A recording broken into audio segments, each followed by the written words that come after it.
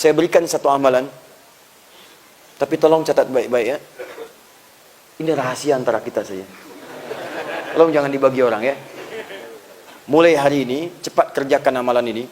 Karena amalan ini satu-satunya amalan yang disebutkan dalam Al-Quran bisa merubah kondisi seseorang, bahkan lingkungan di sekitarnya menjadi lebih baik.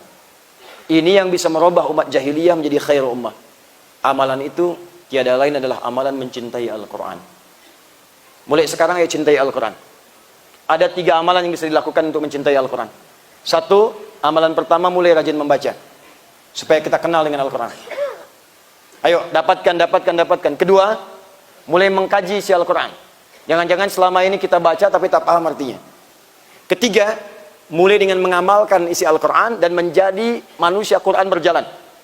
Hafalkan dengan tujuan bukan sekedar hafal 30 juz. Tapi Al-Quran itu jadi bimbingan dalam hidup kita untuk menuntun kita. Jadi kemanapun ayat yang mengingatkan kita.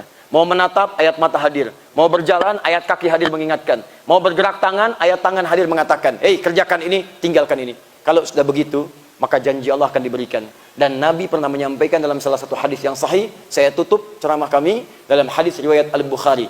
Imam Al-Bukhari menerima hadis ini dari Hajjaj bin Minhal. Hajjaj bin Minhal menerima informasi ini dari Syu'bah. Syu'bah menerima dari Alqamah bin Marthad. Alqamah bin Marthad menerima dari Sa'ad bin Ubaidah. Sa'ad bin Ubaidah menerima dari Abu Abdurrahman As-Sulami. Abu Abdurrahman As-Sulami menerima dari Uthman bin Affan dan juga Ali bin Abi Thalib radhiyallahu taala anhuma dari Rasulullah sallallahu alaihi wasallam. Beliau menyampaikan, perhatikan kalimatnya, khairukum man ta'allamal Qur'ana wa 'allama. Kalau ada orang baik, kata Nabi, maka yang terbaik di antara sekian yang baik itu adalah orang yang mau belajar Al-Quran dan mengamalkan isinya dalam kehidupan. Maka bagaimana cara belajarnya? Secara singkat. Tidak harus semua Anda buka pelajari. Kalau mau baca, baca semua khatam. Kalau mau hafalkan, hafalkan semua. Tapi kalau ingin praktekkan isinya, coba lihat apa yang kita butuhkan dan profesi apa yang kita jalani dalam keseharian. Bapak yang pedagang, keluarkan ayat-ayat dagang. Ayat bisnis. Bikin kelas. Cari ustaz, cari habib, cari ulama, cari buya yang mengajarkan bagaimana cara berdagang yang baik dalam Al-Quran. Buka hadisnya. Ayo, Anda yang di pemerintahan, buka Kitabul Imarah, tuntunan pemerintah dengan baik, keluarkan. Anda yang belajar di kampus-kampus, sekolah-sekolah, keluarkan ayat-ayat ilmu, telusuri, baca, pahami. Buka hadisnya, Kitabul Ilmi, turunkan ayatnya. Bikin kelas khusus kajian untuk penuntut ilmu. Ibu yang rumah tangga, Bu, sudah belasan tahun ibu jadi ibu. Berapa puluh tahun jadi ibu. Keluarkan ayat-ayat ibu Qurani. Tahun lalu, saya bimbing ada satu rombongan haji khusus dari Kedutaan Besar Arab Saudi.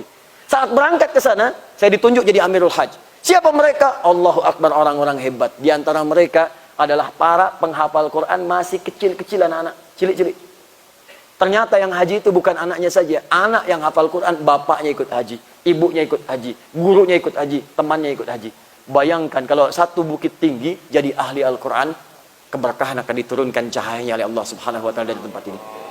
Ya. Karena itu yang mulai bergerak, jangan kalah oleh daerah-daerah lain. Saya sudah roadshow ke beberapa tempat di wilayah-wilayah di Indonesia, hampir rata-rata sudah menyiapkan diri menjadi ahli Quran. Yang dahsyat, Bapak Ibu penting mesti tahu ini. Ada satu keluarga, bapaknya kerja di bangunan, orang katakan kuli bangunan. Istrinya seringkali ngambil suluh, kayu-kayu di sawah. Pekerjaan cuma demikian. Anak ada 3. Yang dahsyat, istrinya selalu berkata kalau ada tamu, Masya Allah dijamu, semua ada makanan, minuman, ikan. Dan dia berkata, Alhamdulillah Abi kalau pulang bawa uang banyak, 500.000. 500.000 untuk sebulan dan berkah hidupnya. Siapa mereka ini? Maaf, suaminya ternyata ahli Quran. Hafal Quran 30 juz. Istrinya hafal Quran 7 riwayat dengan sanad. Anaknya, 3-tiganya semua hafid, penghafal Quran. Dan Allah berikan kedamaian dalam kehidupan mereka. 500.000 sebulan, terasanya banyak, habis-habis. Orang datang buah ada, orang datang ikan ada, semua nikmat. Jadi kalau Quran sudah turun, berkah semua kehidupan. Nikmat, enak, damai. Maka coba ayo mulai berlomba. Anak-anak kecil-kecil di Bekasi itu, usia 4 tahun, 5 tahun, sudah mulai. Sebelum maghrib sudah datang. Sebelum maghrib, pulangnya setelah Isya, 8:30 baru pulang. Apa yang mereka kerjakan? Ibadah, menghafal Quran, pulang. Ibadah, menghafal Quran, pulang. Ada anak kecil kemarin 7 tahun, sudah hafal Quran. Hafal Quran dengan nomornya, posisinya, dan tema-tema ayatnya. Kami minta bacakan ayat tentang neraka. Langsung air matanya mengalir. Tak sanggup melanjutkan. Keluar. Ada yang hafal Quran 21 hari, 23 hari, 24 hari, 30 hari. Rata-rata sudah berlomba. Pertanyaan saya, saat mereka sedang mengejar surganya, Anda berada di mana pada saat itu?